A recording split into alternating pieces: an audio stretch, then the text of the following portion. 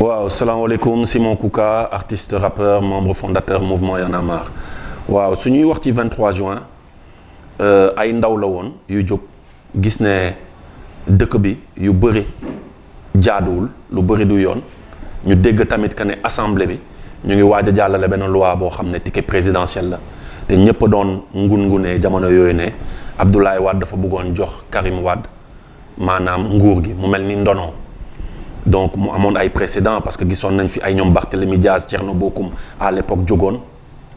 def benn activité Sandaga ba ñu jàpp leen gis nañ tamit ku mel ni avant 23 juin Cheikh Bamba Dièye en tant que député jël chaîne takk boppam ci grille assemblée yi mu marqué woon vraiment esprit yi ñun avant balaa ñuy wax 23 juin le 22 juin la ñuy wax parce que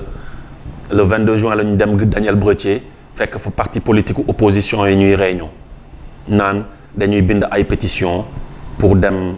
ci ambassades yi waaw pour que ñu ambassades yi genre aaye Abdoulaye Wade mu jàllale loi boobu ñun ñu dugg ci salle bi ñu ne xam ngeen ne Abdoulaye Wade ku ko xam du ay assemblée wala ay bind pétition ay Union européenne wala ay yenn structures yi ay yenn ambassades yi moo koy reculer loo lenn moo ko mën a reculer loo mooy nañu wàcc ci mbedd mi askan wi fekk si ñu waaw te su fekkee ne li ngeen di wax tamit gëm ngeen ko fees na seen dënn yi ay ca leen léegi la et noonu la ñu génnee ci salle bi ñu dem ci place de l'indépendance am ay ndaw tamit yu parti politique yi yu ñu topp après médias yi di relayer donc voilà moo amoon ay attroupement léegi jour boobu nag la ñu jàpp le 22 juin boobu la ñu jàpp ñoom Thiat Fou Malade Cap de Sës waaw Karim Cool Crazy Cool ak yenn agent sax Sonatel yoo xam ne gisoon nañu maa ngi fàttaliku ñoom Massiré à l'époque ñëw tamit bokk ci affaire bi ñu jàpp leen léegi moment boobu nag dafa amoon yu bëri yu doon xew parce que ñun à chaque fois bu ñu doon wàcc ci mbedd dafa amoon ay ñoom Aliou Sané ñoom Fadel xamuñu leen woon comme ñun ñu xamee donc yenn saa yi dañu doon gis yenn affaire yi di ñu informer donc bi ñu commencé jàpp gars yi ñu gis ne c'est fini pour gars yi ci la ñu woowee ñu ne ñu jàpp nañu Thiat jàpp nañu Malal donc nañu fexe ba Kilifeu ak Simon ñu bañ leen jàpp parce que après il faut communiquer et guddi googu tamit dañoo amoon ay activité donc noonu la ñu touché moo gars yi ñëw fekk suñu après mu am ñoo xam ne ñu extirpé ñu génn ci champ boobu noonu pour ñu bañ ñu jàpp parce que après il fallait communiquer auprès des radios communiquer auprès des télés ak tamit def du porte à porte donc 22 juin boobu nag la ñu génn commencé def le tour commencé dem seeti étudiants yi ne leen suba 23 juin bu kenn manqué il faut que ñu daje assemblée faites passer le mot donc suñu gars étudiants yi tamit ñoom dugg biir université jàllale affaire yi ñu commencé dem gis yenn association yi yenn parti politique yi ñi nga xam ne parce que ñu bëri tamit jàppoon nañ leen période boobu noonu ñoom Barthélémy Diaz ñoom Thierno Bocoum ñoom bëri woon nañ daal ay jeunes des partis politiques yi nga xam ne dañ leen séquestré woon donc ci la ñu def tour bi dem ci banlieue bi donc avertir gars yi suñu yenn gars yi nga xam ne jege nañu ci wàllum hip hop woote ñëpp xam nga hip hopeurs yi ñuy wootante def porte à porte man guddi googu sax dem naa université commencé wax ak yenn jeunes yi ne leen lendemain bu kenn manqué rendez-vous place de l'indépendance sax la ñu jëkkoon wax mais après place de l'indépendance la ñu ne nañu dem assemblée directement donc ci la ñu jubalee ñun ñëpp assemblée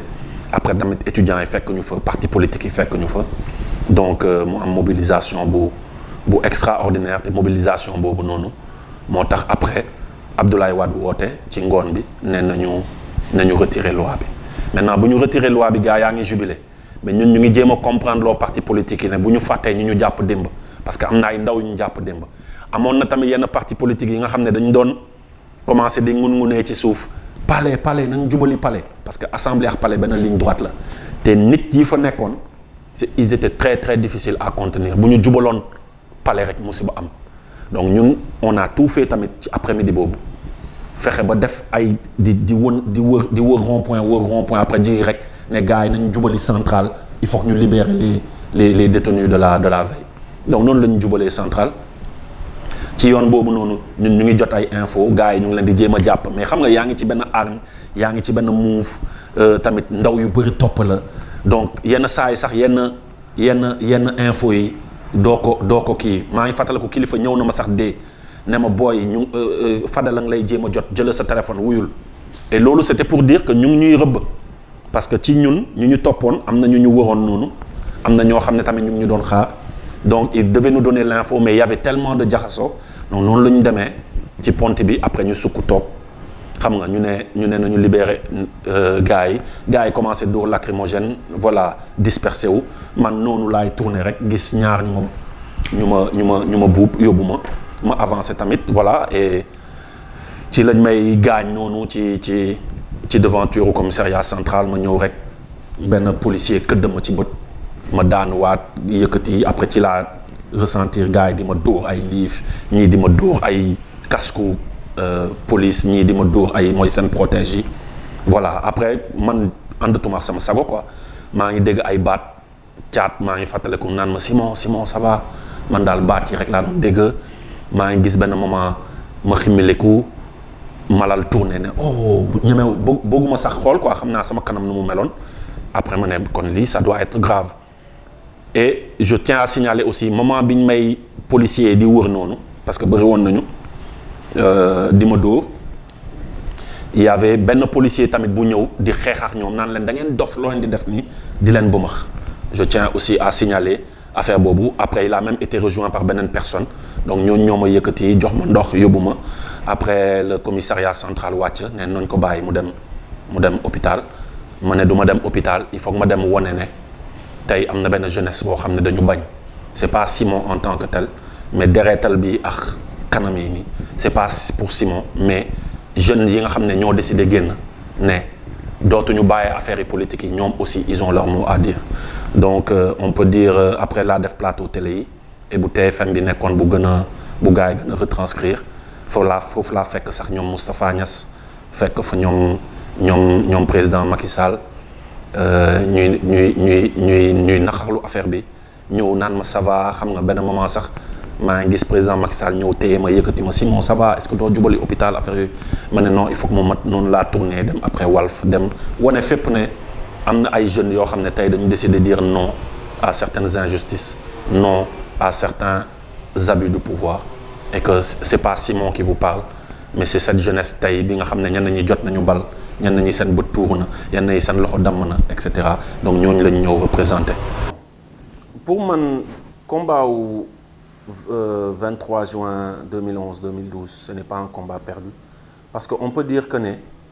combat yooyu bokk na ci tey li tax jeunesse bi à sa grande majorité di intéressé wu ci politique tey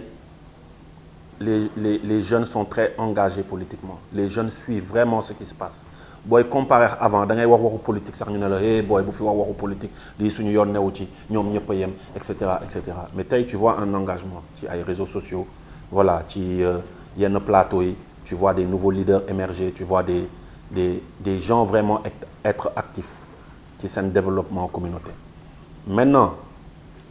le dommage mooy ce n'est pas la rue ni les manifestations ni les manifestants ni la société civile qui peut changer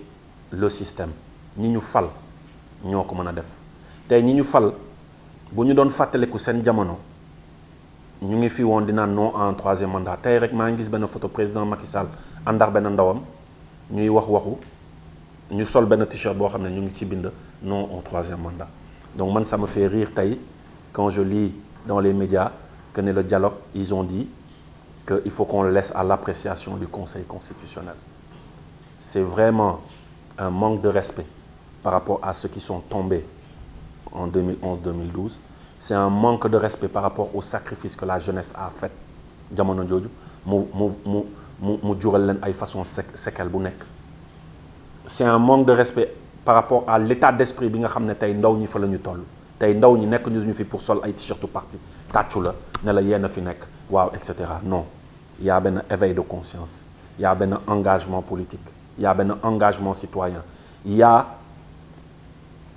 une envie qui est là pour qu'on tourne la page de ces questions de troisième mandat de ces questions de malgouvernance de ces questions et tey loolooy métti sama xol parce que tey quand tu vois que ne y a eu plus d'une trentaine de morts récemment si ay détails yoo xam ne mënoon na ñàkk si ay détails yoo xam ne mënoon na ñàkk looloo tax il faut tamit les responsabilités sont partagées pour man tey nous en tant que mouvement citoyen maa ngi koy wax keroog Aliou Sané qui est le coordonnateur du mouvement Y en a marre mais qui est aussi le coordonnateur du F24 ma ne ko F24 pour man tey benn rôle bu important la war a jouer au-delà de l'appel à manifestation au-delà de cette justice à double vitesse loolu yëpp dëgg la mais pour bañ dans quelques années on se retrouve encore à dire justice à double vitesse on se retrouve à dire non à un troisième mandat faut pas interdire les manifestations vu qu'il y a toute l'opposition au sein du F24 ñu teg leen ñu signal ñu ay kayit yu leer nañ ñu signal ñu ne tey morts yi nii am les 30 morts là xawma les 29 morts là les responsabilités vont être situées les gens vont payer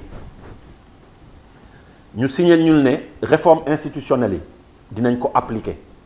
maanaam ku ñu fal moom exécutif bi kese lay gérer législative moom boppam judiciaire moom boppam ñu signal ñu ne manifestation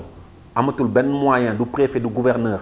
su ñu nekkul en temps de guerre wala en temps de pandémie wala mu am ay risques de terrorisme amul dara luy mën a interdire manifestation toutes les manifestations vont être encadrées ñu signé ñun loolu ci papier mu am ay décret tamit yuy juddu genre manifestation bu amee dootul amati balle réelle buy génn